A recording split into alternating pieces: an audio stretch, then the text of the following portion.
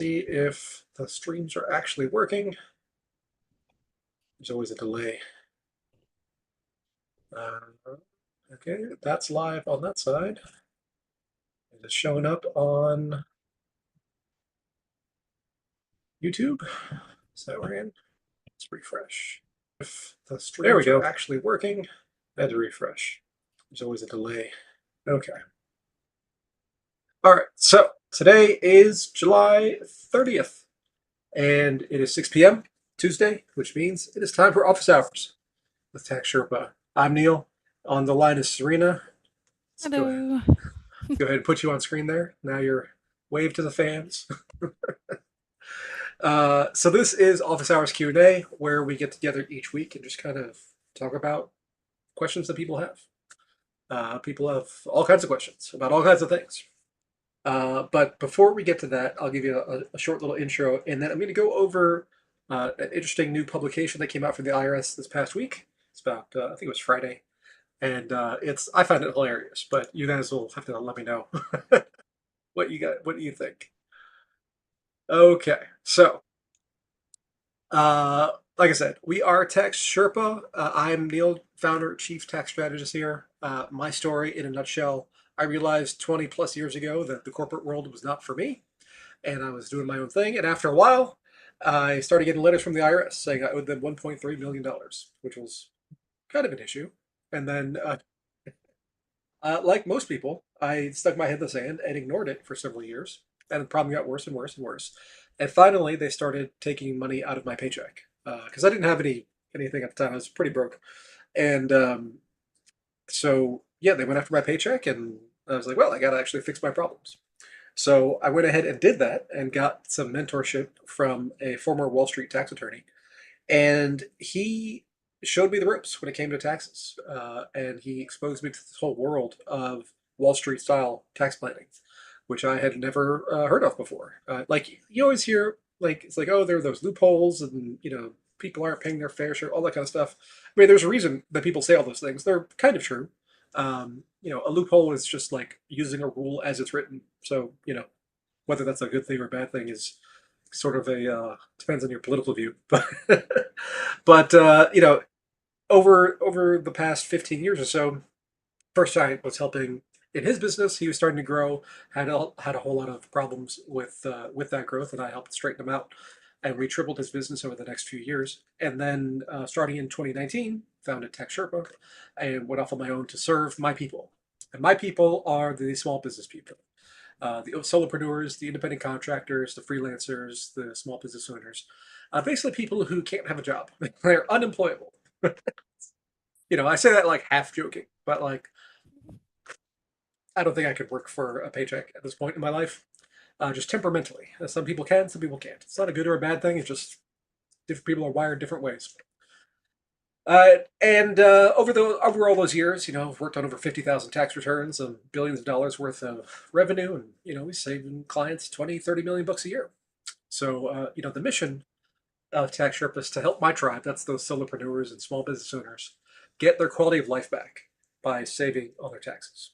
And what do I mean by quality of life? Well, old Tony Robbins here has a great quote: "The quality of our questions determines the quality of our life." So to me, as far as tax Sherpa goes, like what's the core problem with overpaying on your taxes? Because you can overpay. You can go to the U.S. Treasury, you can write them a check as a donation, and they will take your money. And every year, a couple people do this, like literally a few. And I think last report I saw had like $113,000 of people making voluntary payments to the Treasury. So it's certainly an option. There's all kinds of court history going back to Learned Hand and how you are not required to pay more than you're legally obligated to. Um, there's some very good court history related to that. But even if you did, if even if you did overpay, what is that hurting? And to me, what is hurting is that you're wasting 74 days of your life every year.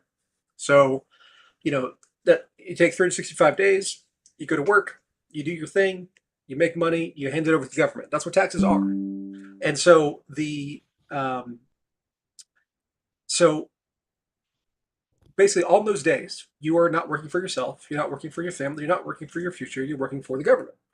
And you're working on average that we find 74 days extra that you don't need to. So I'm all about getting that time back. And the older I get, the more important the time factor is, even over and above the money. Money's great, but time is something that we can never replenish. So I want to get those 74 days back for myself and for all the people that we work with. And that's really the core problem is that time you spend working for the government rather than for yourself, your business, your community, your family, all those different things that are will actually make a real difference in your life. All right. Now I know everybody has questions, and I have the answers to all tax questions. And the answer is it depends. It depends.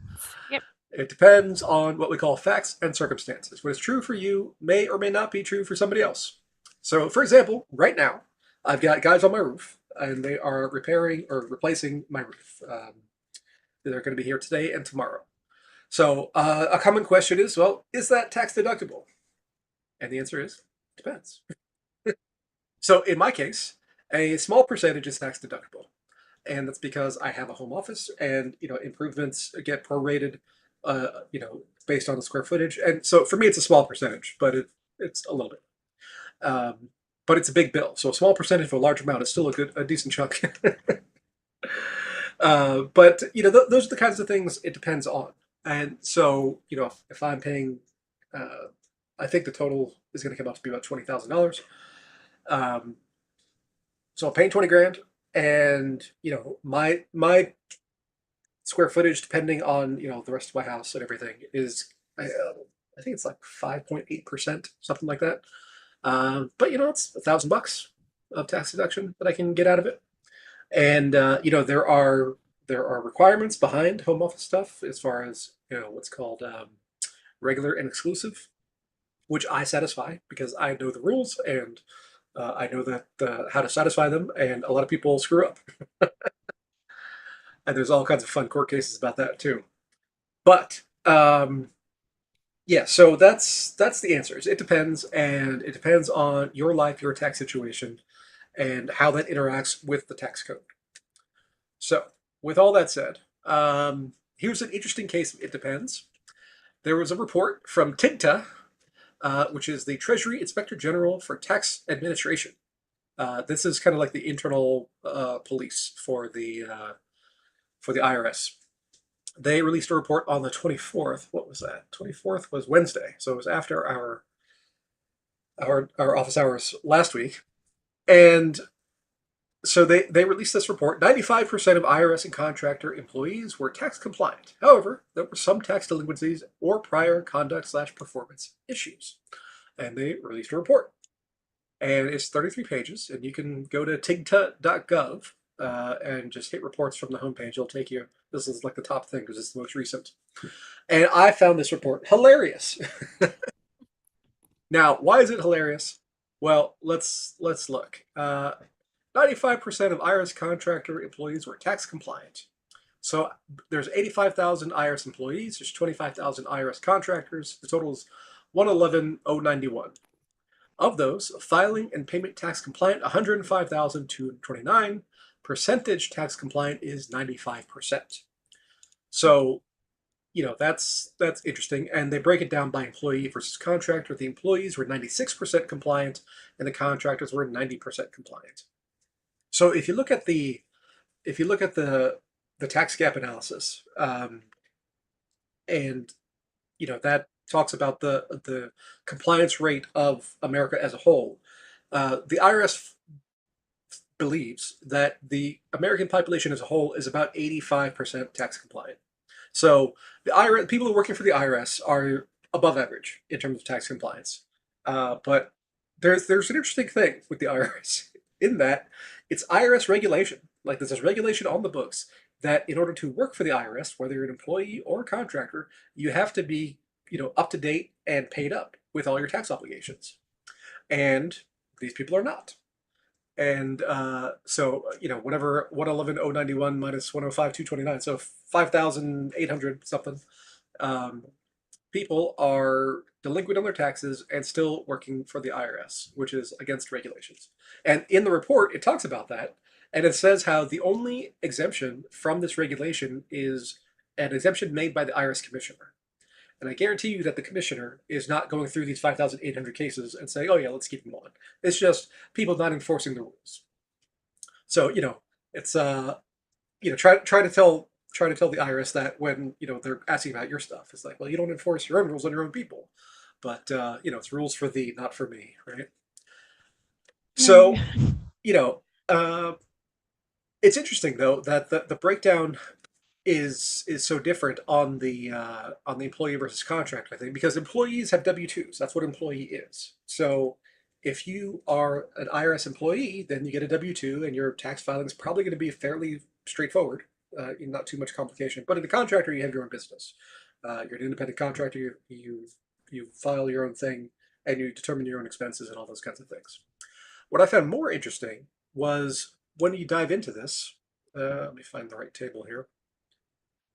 Da, da, da, da.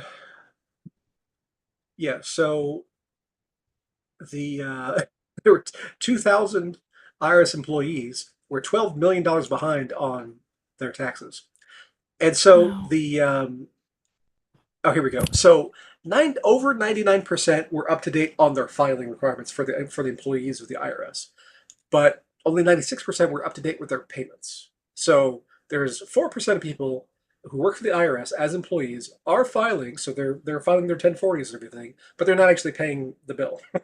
So, you know, some of them are on a payment plan, most are not. And it's just wild to me that you work for the IRS and then you don't pay your taxes. But Yeah, that's apparently really crazy. it's crazy. But apparently there's no consequences. So, there's that.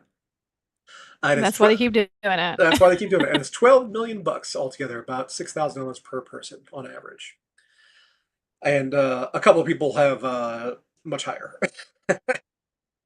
And then on the contractor side, um, they're again, it's not the filing issue so much as it is the payments issue.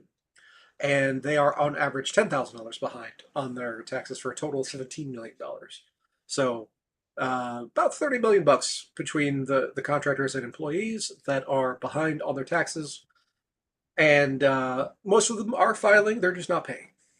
So that's just an interesting insight into the IRS. And remember, this division, TIGTA, is the internal cops for the IRS, and they're making this report to the powers that be, and it's public because by law they're required to make it public. And they have recommendations down at the bottom, which were again just kind of ridiculous. This is the appendix. Let me see if I can find the. Oh, and there are people that have been fired in the past, not caught up on taxes, and then rehired later, which is just mind-boggling. Da, da, da, da, da, da. So, they have a system, they just don't really follow it. It's kind Right. of kind of what it comes down to. And I'm trying to find the recommendations. There was a section: scope, blah blah blah, validation, management's response, yada yada yada. Recommendation number one: the chief human capital officer should ensure that any unfiled tax returns have been secured, or the instances of unpaid balances due for the IRS and contractor employees identified in this report have been resolved. Corrective action: disagree. Chief Human Capital Officer does not have tax collection or enforcement authority. So this is the IRS departments arguing with each other as far as how to Oh, handle the situation. Um, the recommendation two is that the Chief Human Capital Officer should include in the IRM, it's the Internal Revenue Manual, the policies, procedures, and standards that Section 1203 Review Board. That's the regulations related to, you're not allowed to work for the IRS if you're not compliant on your taxes. When evaluating whether to recommend penalty mitigation or termination of employee. Agree in principle. We disagree that the policies, procedures, and standards for the Section 1203 Review Board need to be included in the Internal Revenue Manual because we have written guidance regarding the 1203 Review Board within the 1203 Review Board Charter. So basically, it's written down somewhere else. We don't need to write it down here. That's what they're saying. Uh, so it's just like, yeah, we'll think about it. It's kind of right. the summary here. But this is starting to make a little bit of news. I've seen it in a couple outlets, but it's just I just find this whole thing hilarious. As somebody who has to deal with the IRS, and and their what's the word? Shenanigans. Shenanigans. Yeah, let's go with that. Let's go with shenanigans. Okay, so I just wanted to hit that. That was just a fun little publication from last week that I think more people should be aware of. That 10% of your contractors are not even up to date with your taxes, even though that's your own regulation that you're supposed to enforce on yourself, and you don't. I don't know. Anywho, all right. So this is office hours, though, so we can do some Q&A. What do Yep, we yep, yep. have in terms of questions, Serena? So, first question, Neil. Which states have the simplest tax filing processes for individuals and businesses? Oh well, states without income tax for sure. Right, I was going to say that too. Yeah, that's by far the simplest. So Mhm. Wyoming, Nevada, Florida, Texas. Although there's always nuances, right? So in Florida, for example, there's no individual income tax. There is a corporate income tax. So if you have a C corporation in Florida, it does have to file a tax return with Florida. It's an FL 1120. And then Texas, for example, has no individual income tax. It does have an income tax if you make over a certain amount of revenue, and they just changed it this past year, and it's like 2.3 million now. So if you're a larger company, then there is an income tax. Um, Tennessee, for example, has no individual income tax, but there is a corporate pass-through excise tax of about 8%.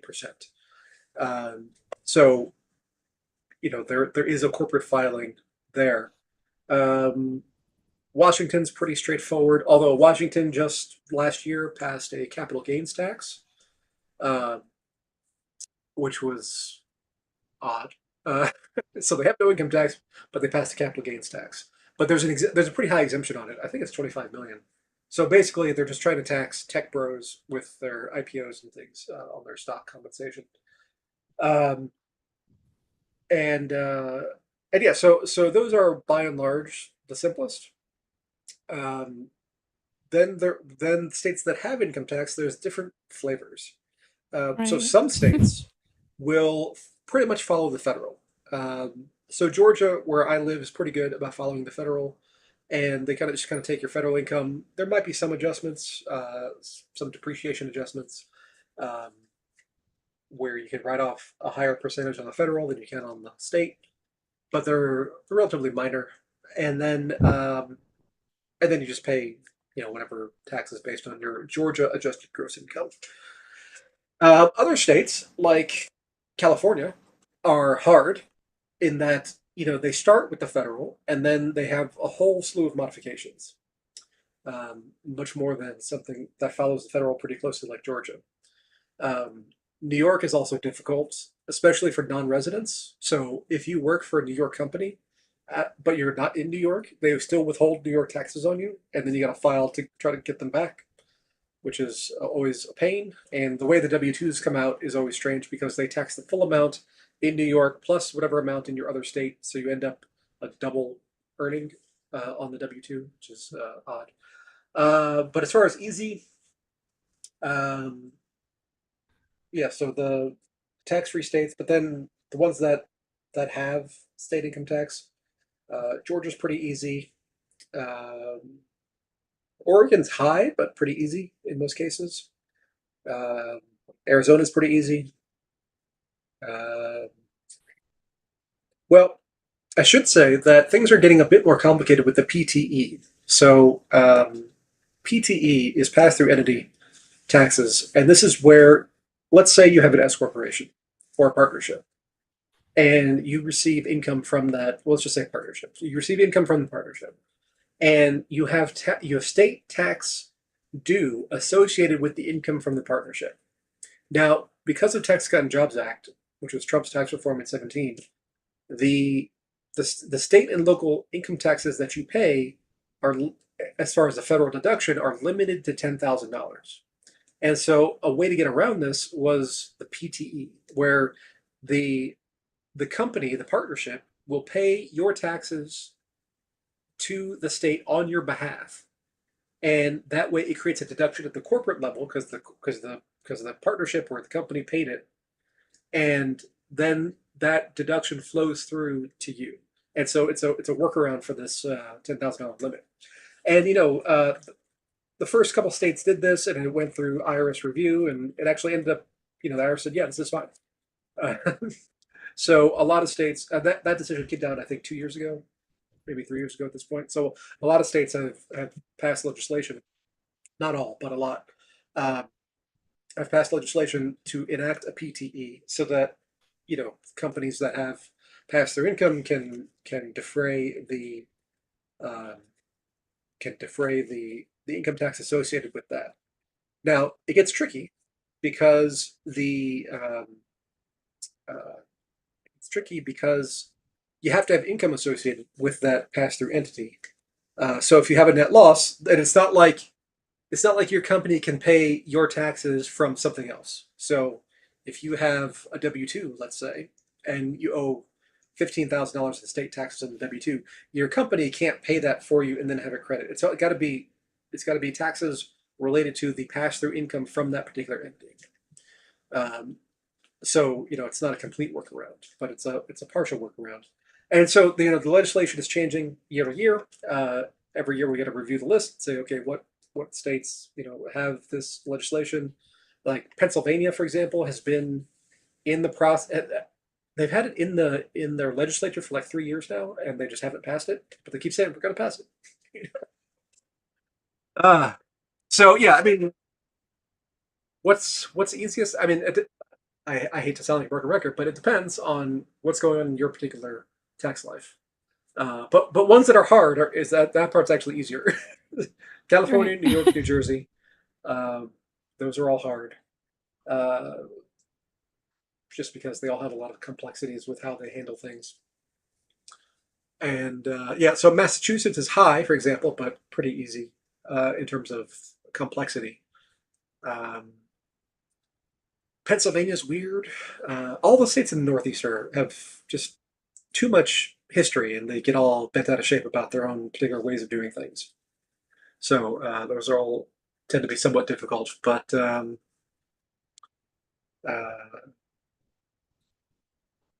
So many, right? yeah, move to a tax-free state. Everybody should move to Wyoming. Right. Understood. That's all right. Makes So sense. what else we got? So, I have a question about the 1120S. So, Mhm. do I have to pay taxes on the earnings reported on Form 1120S? You do, yes. So 1120S is for an S corporation, and it is so 1120. An S corporation files its own tax return on Form 1120S. It's got revenue at the top, it's got expenses, and at the bottom there's net profit. The S corporation itself does not pay taxes, at least federally. Some states they do, but federally they don't. Um, but that net income at the bottom goes and gets passed through to the owners. So if you are a 50% owner of an S corp, then you'll get 50% of whatever that number is, and then that income will get included on your personal income with whatever else you have going on, and you'll be assessed income tax on the total for your household for the year. So it does get factored in to taxes paid, but it's on the personal level, not the corporate level, with some exceptions for states. Some states. Um, However, it's not a simple 1, 2, 3, because other things get impacted. So like if you have an S corporation that has income, then you might be eligible for qualified business income deductions, where you get a tax break on that pass-through income. I was looking at somebody's file today where they have R&D credits. So it's like $50,000 worth of pass-through profits for this particular shareholder, plus $5,000 of tax credits. So the the net effect is complicated because Right. the so yes, there was tax assessed on the 50,000, but the net tax was reduced by the 5,000 credit. So what's the net of all that? Is like, well, it's and actually ended up with a lower tax bill because of that income due to the credit. Mm. So So let it me ask you something here really fast. mhm. Is so the impact for the S corp, it just depends when it comes to like the impact on the personal return from the S corp. Is Yeah, that like yeah. a It depends right? on how much the income is, what character it has. It could be ordinary or like a rental income or portfolio income. There could be credits associated with it. There could be qualified business income deductions associated with it. So it all gets factored in, but at the individual level rather than the corporate level. Oh, cool. Way to go. So would you vote for 1120S more than In a corp? in the vast majority of cases, it's the better way to go. Okay. Corporation, like a C corporation, which is just Form 1120, has its place. But generally, so there's some math that goes into it, but there's kind of a break even. Below a certain level, you're better off with the 1120S because the individual income rates are graduated. You start off at 10%, 12, 22, 24, 32, 35, 37. So the corporate income rate is, at least currently, is a flat 21%. And then if you take a dividend, you personally will pay, 0, 15, or 20% dividend tax on that. So, you know, in most cases, 21 plus 15 is 36, and that's going to be higher than whatever graduated rate. However, there are times to do a corporate tax. So one is you're not taking dividends; you're just reinvesting all into growth. So your net income gets gets taxed at just that flat 21, and you're trying to grow something bigger, right? So like if you're playing the VC game, where you're trying to, you know, build a startup and then you want to get acquired or you want to do an IPO or something like that, that's C corp, um, because the potential investors do not want to deal with your company having flow throughs to them, from you might be one of 100, right? So they don't want to have 100 different things coming in and out, which is just you know overly complex and not worth bothering with. So if you keep it at the C corp level, then it files its own tax return and pays its own taxes, and then the personal tax impacts are only when money is distributed through a dividend. And that may never happen. It could be that you just sell the stock through an acquisition or through an IPO or something. So, and then at higher levels, like income, let's say over $1 million or so, like you have to test. It's like, well, how much cash am I really pulling out of this thing? Am I retaining earnings in order to grow or do acquisitions or whatever? And then the math flips from the individual graduated rates being on average lower to the C corp rates being on average lower because you're doing 21% on the whole and then 15 or 20% on a portion. So that math, that analysis needs to be done depending on the character of the business and how much revenue and how much profit it's doing. But for the vast majority of businesses, like 92%, S corporation is going to be the better way to go. Understood. Thank you for that. Another question for you, Neil, is the new tax credits. Are there any new tax credits that they have started or formed or introduced? Well, the the IRA, the Inflation Reduction Act, which is another hilarious name for a government thing, um, that revamped the residential energy credit and the electric vehicle credit. So those aren't new exactly, but they were restructured. Right. So a lot of things were added to the residential energy credit. In terms of so it used to be like there was like two parts to the residential energy where there was just like solar, geothermal, that kind of thing, and then energy efficient appliances was kind of the other thing: doors, windows, uh, water heater, that kind of stuff. And um, the smaller parts, the doors and everything, that was limited to $500 of credit a lifetime. So you got up to $500 once, and then that was it.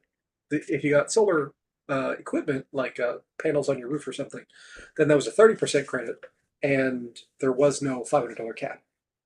But it was a non-refundable credit, so you had to have taxes due in order for that to make sense. That part is still true, but on the other side, one is that they raised the limit. I think it's 2,500 something now. They expanded the number of things that qualify. So like new heat pumps. If you get an energy audit, a lot of utility companies will come out to your house and they'll check for drafty windows and that kind of stuff. And they'll make recommendations. So you can say, hey, if you do these improvements, you'll save on your energy bills. The cost for that is eligible. Uh, the list of things that qualify expands, and it's not one and done. It's renews every year. So you could do $2,500 of stuff this year, $2,500 of stuff next year. It would be hard to do to spend that much, but you could theoretically do it. The electric vehicle credit got redone. So now there's a two-part test. One is assembled in America, and then is it assembled and sold? I think that's the two categories. But the total $7,500, and then if it meets one test but not the other, it's half that. It's 3,750. Also, if you buy a used electric car for, I think it has to be under 20 grand. I did a whole article on this. It's on the blog with all the different breakdowns of the makes and models and everything. And so you can check that out for that one. Other credits. I mean, there's also from the Inflation Reduction Act. There was the solar tax credit on the business side. So that's become big business in the tax prep world. People selling those credits. Um, that those are passive in character, so that only works for passive income. And everybody kept saying that the Congress was going to fix that. That there's going to apply to all income, but so far they haven't. Uh, there is the bill in the Senate right now that is talking about the child tax credit and redoing that, but it has not passed yet. In fact, I saw an article 2 days ago talking about that bill, and basically it came down to, at least in the writer's opinion, basically it's coming down to the fact that the Republicans are not going to hand the Democrats a win on taxes, so they're not going to pass the bill, and you know people are stuck. Oh, I went out of focus. Let's see. Um, what other credits? I mean, there's always a bunch of them. You know, there's DPAD, which is not a credit exactly, but it's an aggressive deduction. That's on oil and gas energy projects. There's R&D credits. There's tipped wages credits, where if you pay your Social Security taxes for your employees that get tips, then you get a credit for that. Those aren't new though. What are some fun new ones? I mean, the solar stuff is and the energy stuff is the biggest things.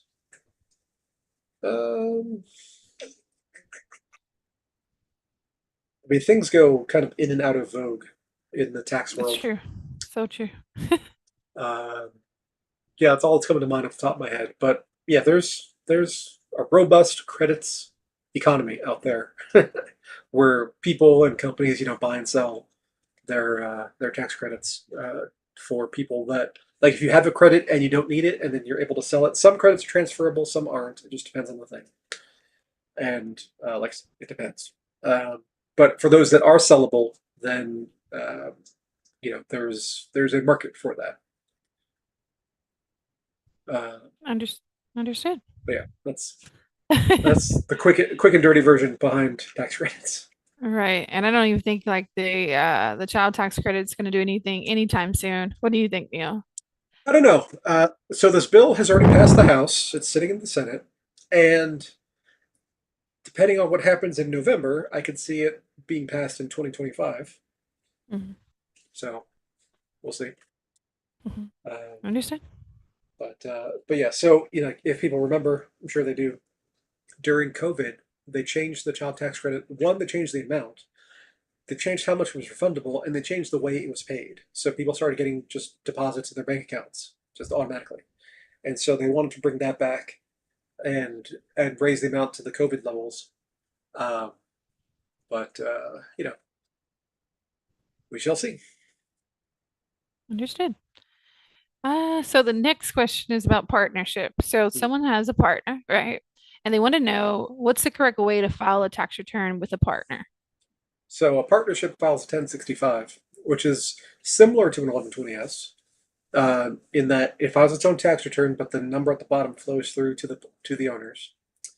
The major difference between a partnership and 1120S, or a partnership and an S corporation, is that partnership income, for the most part, carries self-employment tax. So if you have $100,000 of partnership profit that hits your personal tax return, you're probably going to be paying self-employment tax on that $100,000 on top of the income tax.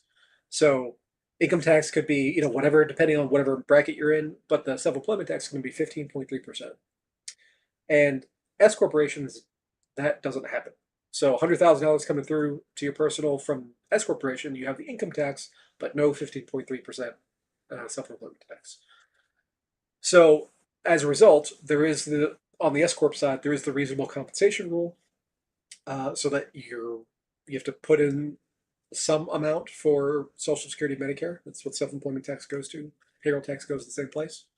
They're just called different things because they're assessed in different ways. But it's going to fund Social Security and Medicare. So usually it's going to be more optimal to take your income through an S corp than a partnership. However, there are definitely places where a partnership is appropriate.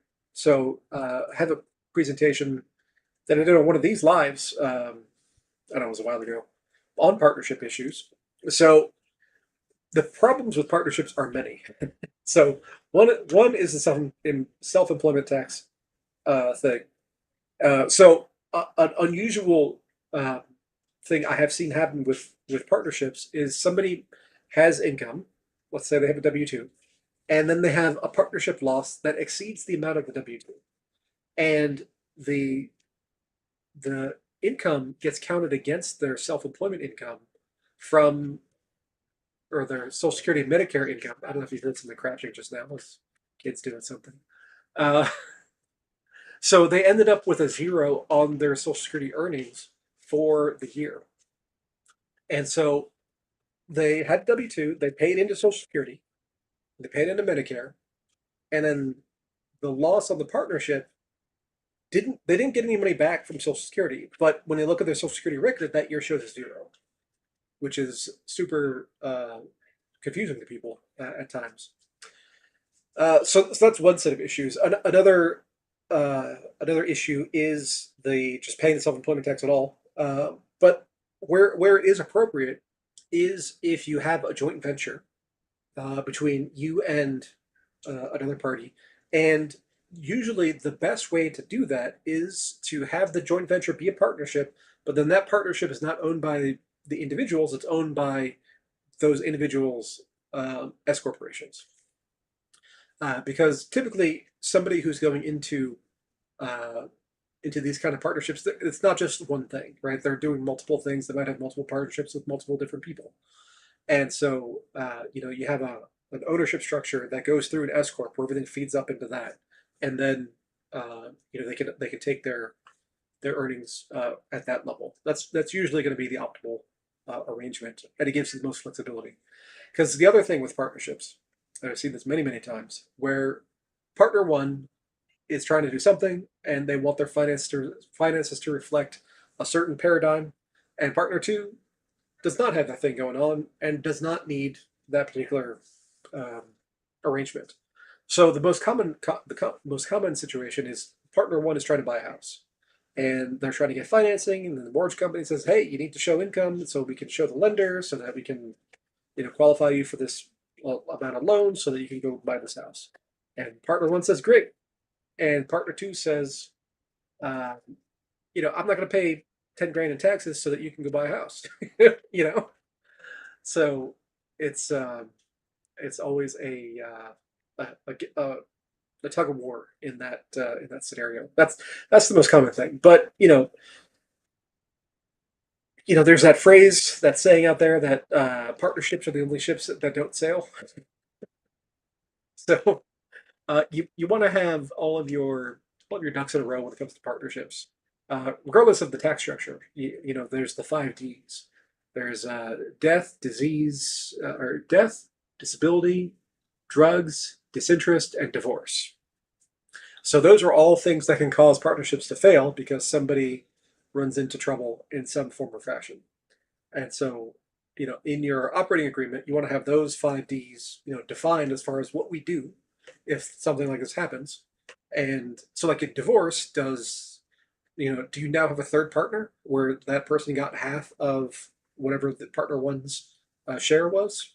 You want to have cases or rules built in so that partner two can you know rectify the situation without having to deal with people they don't want to deal with.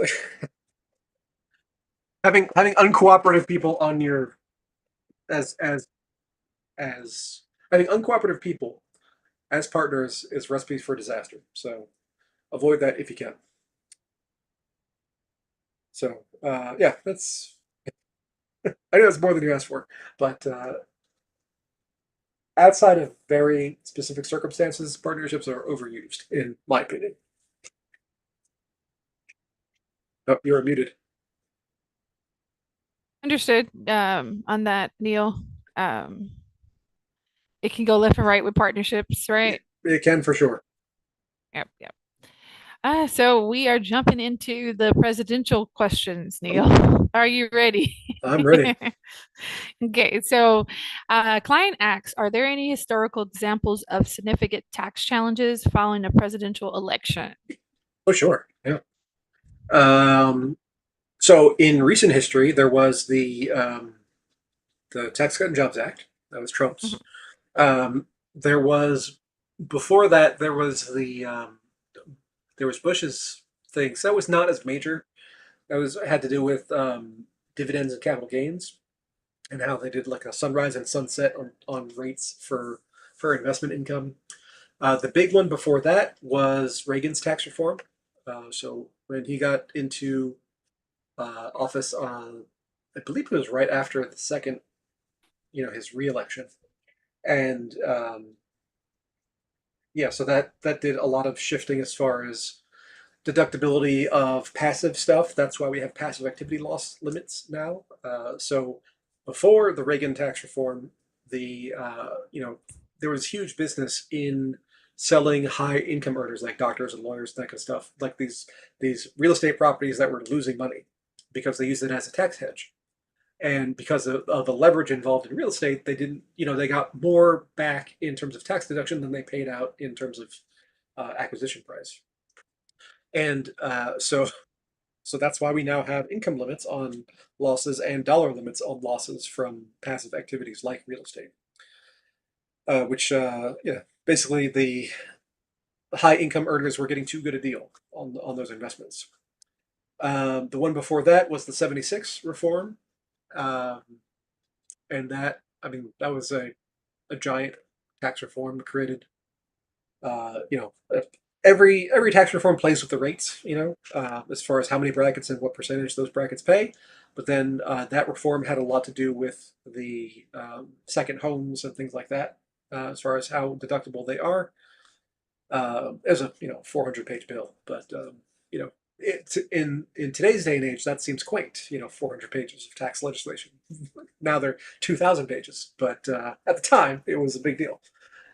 So yeah, and all of these get passed either after uh, or soon after an election because the when a new administration comes into office, if they have a whether you want to call it a mandate or if they have sufficient political control over Congress and the White House, then they're able to get these large things done. And so it doesn't happen that often, um, but it happens occasionally, about once a decade or two, and we get major changes. Like most recently, Tax Cut and Jobs Act. The Republicans had the House, the Senate, and the presidency, and were able to get this massive shift done. And here in 2026, or at the end of 2026, this is all set to expire because it was a 10-year deal. And, depending on what happens in this upcoming election, we'll see. Trump has promised to, extend and make permanent a lot of the tax cuts that were created in the Tax Cut and Jobs Act and change them from a 10-year window to a permanent status. But we shall see. That's so true. Yeah. We'll see. So depending on whoever it's the president will depend on what will change or not. Oh yeah. So with the Democrat side, the um, it's very hard to know, or it's very hard to predict because, well, one, so Biden put out a proposal back in March for a 2025 budget and tax proposals, and it's sanity. I you know, however, Biden's not running anymore, so we don't know.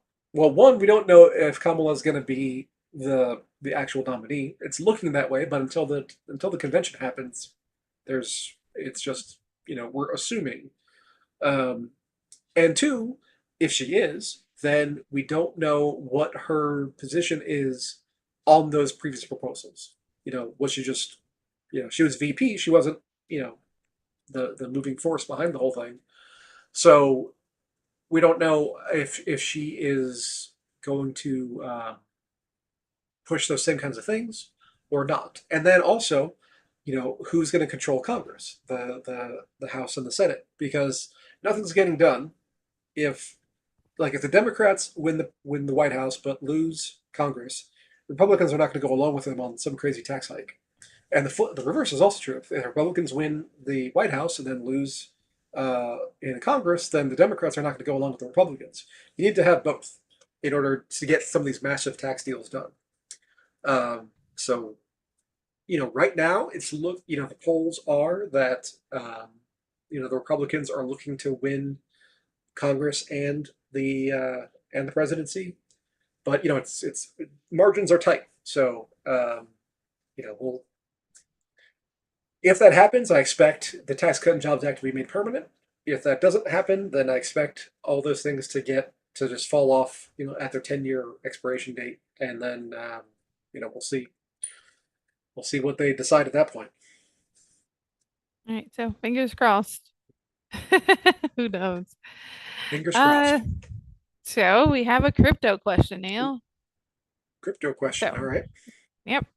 So a client wants to know how do they report the crypto earnings status and, how do they get that all together and if they're getting paid by overseas, a Right. client. So those are three different questions. Yeah. So as far as well, so here's the thing. There was just a Supreme Court decision that repealed the Chevron deferral. So the Chevron deferral was that, when Congress passes laws, a lot of them are super, super vague. Like they'll say something like, an agency shall be established and will promulgate regulations to the effect that blah, blah, blah, whatever the purpose of the thing was. And they kind of leave it up to whatever administration that they're creating or that they're dealing with in order to make their own rules. And under the Chevron deferral, the courts basically said, yeah, I mean, if it's ambiguous, we'll just go with whatever the agency says. And just this past month or two, they said, yeah, we're not doing that anymore. So when it comes to crypto specifically, the IRS has put out, what I call position statements. Some of them have been guidance, some of them have been council opinions, and basically under the Chevron deferral, these would not quite have the force of law, but pretty close. And now, in the wake of the repeal of Chevron deferral, then they don't. So, what does that mean for crypto? Well, the IRS has determined since 2013 that crypto is property. And so, like, if you received a lamp or a desk or a piece of land, those are all different kinds of property. But if you receive something, then it becomes, a revenue event. Whether that's taxable or not depends on what happened behind that transaction. So if you are buying and selling crypto, then that becomes just in the same way it's a stock. You report capital gains and losses. You report those kinds of things the same way. If you're working for crypto and you're doing a service, and then somebody is giving you crypto in exchange, then that is income of some kind, or at least revenue. So it depends on your business structure. It depends on a lot of things, but that that revenue would come in, and you you're probably doing some kind of trader business, for, with that service that you're providing, and then you'll have expenses associated with it, and there's all the different ways that can be recorded and submitted to the IRS, just as any other business. So it could be a Schedule C, it could be a Schedule E, it could be an 1120S, it could be 1065, it could be 1120. Um, but yeah, it's a revenue event of some kind, and then you have expenses associated with it. Now, the thing where it breaks down is that the um, there are things you can do with crypto that you cannot do with any other kind of property, and that involves smart contracts. So DeFi, decentralized finance, is a whole bunch of things that are new. They're new financial concepts. So things like staking and liquidity pool provision and just you know all kinds of other operations that can be done inside a smart contract are not appropriately uh, dealt with. Well, they're not dealt with at all in tax law. So when you look at what the IRS has said, is that basically if you exchange one coin for another, then that is a it's a transaction event. So this is getting a little bit into the weeds here, but let's just say you have some Ethereum coins, and uh, you take those Ethereum coins and you put them into a contract. Now, in exchange, the contract sends you a different coin, and what that other coin is depends on which contract it is. But now you've done an exchange. You gave one token and you received a different token, so that should be a taxable event. However, the thing you received has no market value, um, in the vast majority of cases, anyway. So, you know, according to the IRS's rules, you just sold that Ethereum for zero. Okay, so you have a 100% loss. And then if you reverse that transaction, let's say you're putting coins into a liquidity pool, for example. Um, and I don't want to go into what a liquidity pool is, but just take my word for it. so, so you put Ethereum coins into a liquidity pool.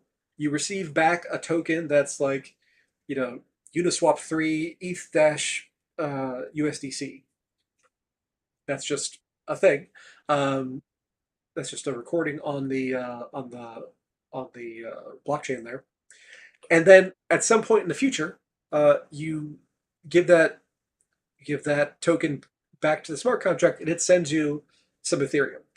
So if you follow the rules of the IRS, you had 100% loss when you put the Ethereum in, and then you had a 100% gain when you take the Ethereum out. So, and then whether that's ordinary or capital depends on what you're doing. So it gets, I guess the short version is it gets complicated.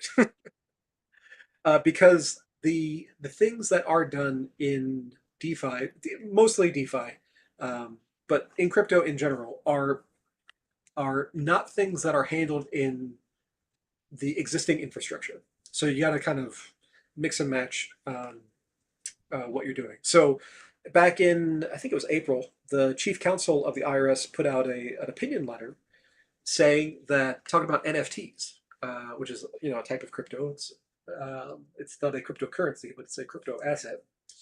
And basically, what the chief counsel was saying is that you have to do a look-through analysis, meaning that you can't just look at the NFT and buy, sell, whatever. You have to look through and see what that NFT represents. Does it represent a fractional piece of some other thing? Does it represent a piece of artwork? Does it represent a contract? Does it represent a ticket, to a sporting event? You gotta figure out what all is going on behind the scenes, like one layer deep. And that is not easy to do unless you are able to keep track of everything as you go. The other problem with crypto is that if you're active, you can generate hundreds of thousands of transactions in a year, and the tools that exist in order to compile that into reportable form are not great. They're better than they were a few years ago, but they're still not good. So people run into problems. It's like, well, how do I get all this information into a digestible piece so that it can actually be submitted? And then you have to distinguish, the parts that are, capital events versus ordinary income versus whatever else. Um, so so so on the reporting side, it's pretty cut and dried. It's either going to be an ordinary income event going somewhere, or it's going to be a capital event going on your Schedule D, basically. But getting to that point is very complex, depending on what you're doing and what's going on behind the scenes. And to date, there are no good solutions. There is a company that we've worked with a little bit, moontax.com. They will actually go through your blockchain history and uh, compile the reports like in an actual correct way. But it's very expensive to do that. It's got to be really worth it to you in order to make that sensible. Um, but yeah, that's kind of the that's kind of the thing with crypto. So simple but not easy, if that makes sense. Yep, makes sense. All right, and that brings us to the end of the hour. Okay, 6:55. All right, so next week we will do this all again. You go to taxsherpa.com/live, and it'll take you to the next live stream.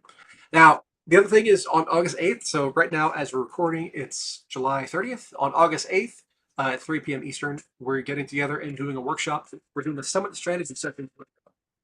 Basically, I'll show you how to save at least $2,000 on your taxes by implementing the Summit Strategy sessions, tax strategy in your business, and create yourself usually at least a $20,000 deduction. So you go to taxsherpa.com/summit-workshop, and you can check out the page there. I'll just give you a quick preview. It is a paid event unless you're one of our VIPs.